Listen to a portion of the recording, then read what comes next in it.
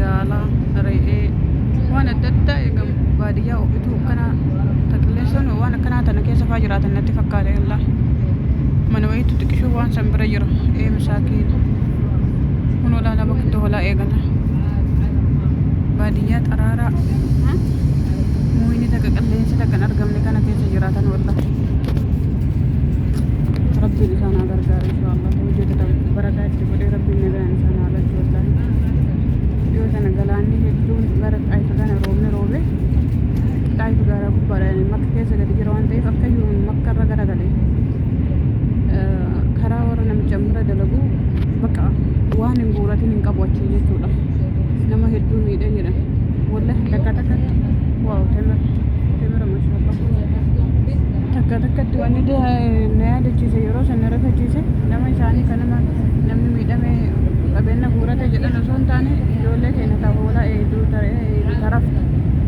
yoo rafuu baattee garam fiigasi galaana jalaa namni garam fiigee baya galaana masgida akka jiru maashaallah taala baadiyyaa kan kana keessa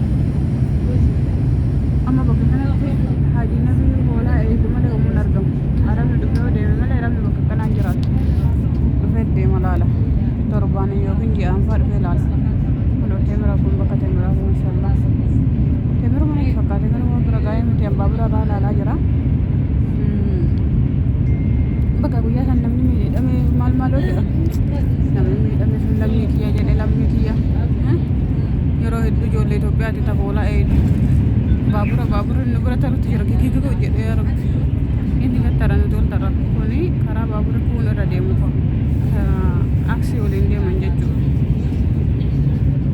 sunillee kun olaala banna akkana kana bootaa wanni ola iddee gallaala waan akka manaa kan lammiin koo kana keessa jiraatti ay lammii kiyya wallaahi rabbiin biyya keenya kana nagaa buusee wallaahi rabbiin nuufillee qalbii nu kenne biyyuma keenya irra nu haa jiraachisu kaawwanni biyya ofii goon jiru